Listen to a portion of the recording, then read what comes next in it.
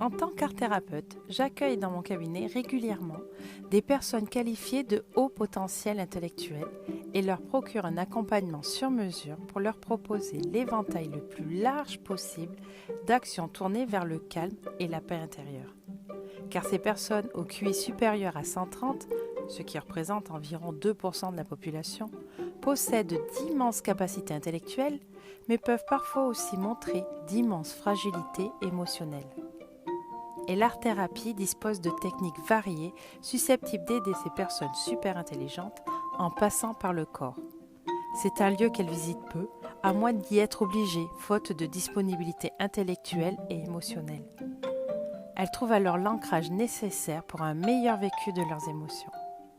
Nos séances leur offrent des clés qu'elles peuvent utiliser en toute autonomie pour progresser vers le calme et la paix, tout en apprivoisant en douceur leurs émotions les plus fortes.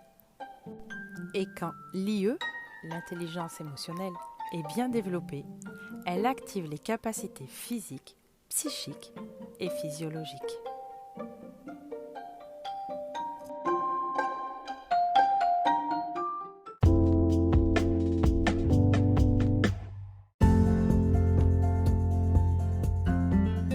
Bonjour à vous et bienvenue dans le podcast de Cœur à Plume. Je m'appelle Cécile, je suis art-thérapeute. Je suis donc facilitatrice d'instants de vie uniques par l'exploration de votre potentiel créatif.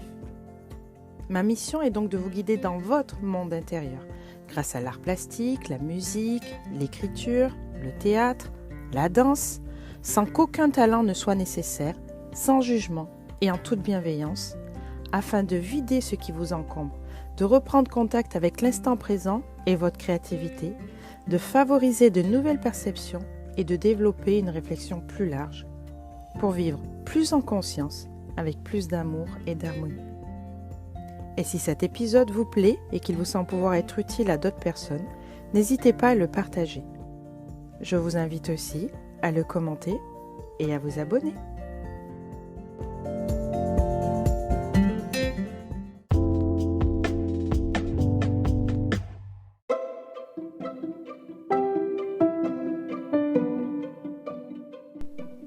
Qu'est-ce que l'intelligence ? C'est d'abord la capacité à comprendre les gens, les événements. C'est aussi l'aptitude à traiter les informations, à les ordonner pour pouvoir les utiliser. C'est la possibilité de s'adapter à chaque nouvelle situation. L'intelligence peut avoir différentes applications. Certains d'entre nous ont une intelligence manuelle, d'autres une intelligence relationnelle, etc. Mais bien souvent, derrière ces particularités se cachent des dispositions universelles à comprendre le monde, au sens étymologique du terme, à le prendre avec soi, à se l'approprier. Nombreux sont les spécialistes qui ont tenté de mesurer cette faculté. Mais la mesure d'origine date de 1905, lorsque le psychologue français Alfred Binet met la recherche sur la voix en l'établissant l'échelle métrique de l'intelligence, embryon du quotient intellectuel. Celui-ci est supposé évaluer l'intelligence hors de tout contexte socio-culturel. Théoriquement, l'intelligence s'oppose à l'intuition, car elle est la raison, la capacité à classifier et à transformer logiquement les éléments donnés. Pour acquérir cette capacité ou la renforcer, il faut de la disponibilité d'esprit. Ainsi, le calme intérieur est indispensable. Faire toute la place nécessaire dans son espace intérieur permet d'agencer les éléments qui nous sont donnés de la manière la plus brillante, la plus utile. De plus, les voies parasites de notre esprit ont tendance à conditionner l'agencement des idées et à empêcher d'en extraire le nécessaire. Le calme est un travail préparatoire, mais permanent. Le calme est un état d'esprit prérequis pour exercer toute forme d'intelligence. Il permet d'avoir une base solide et disponible ou accueillir des idées nouvelles qui seront ainsi plus faciles à utiliser et à manier. Mais comment faire ? On pourrait se dire qu'il faut à tout prix faire le calme, faire le vide, avant de commencer à réfléchir à quoi que ce soit. mais c'est un peu caricatural. En fait, pratiquer le calme intérieur et avoir une activité intellectuelle sont deux choses à mener de front, qui se nourrissent l'une de l'autre et inversement. Il n'y a pas deux étapes distinctes, mais d'un côté l'effort intellectuel et de l'autre en permanence une vigilance à avoir, un état de calme, d'apaisement à maintenir.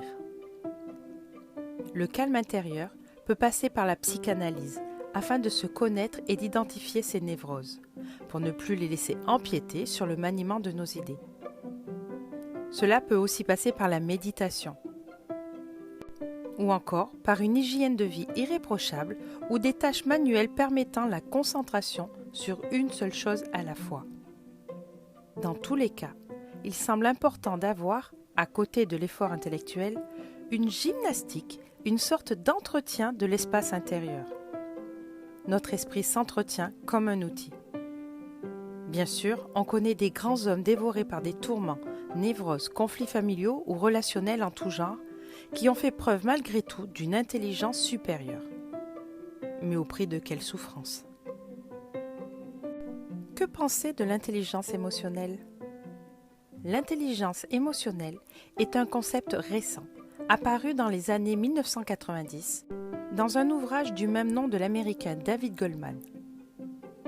Cette faculté, selon lui, repose sur 4 piliers. La conscience de soi, la clairvoyance par rapport à ses émotions et à leur poids dans nos attitudes et nos choix. La maîtrise de soi, de ses émotions pour mieux les utiliser. La conscience sociale, c'est l'empathie. Et la gestion des relations, la capacité à mobiliser les autres et à régler les conflits.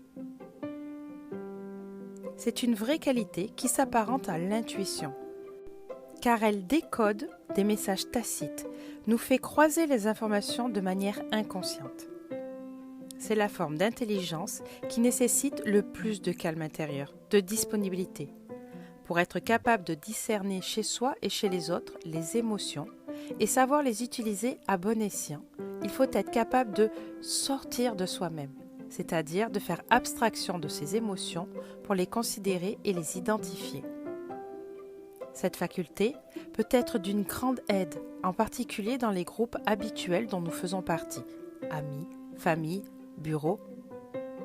En effet, plus les groupes sont construits à long terme, plus les émotions y naissent, créant des accords et des désaccords.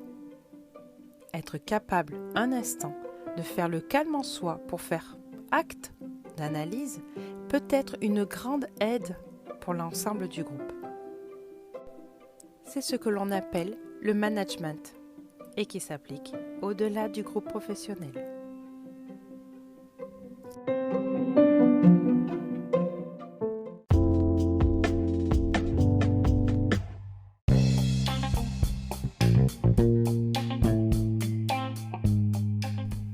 L'intelligence est la faculté à saisir les éléments nouveaux, à te les approprier et à les transformer le plus utilement possible.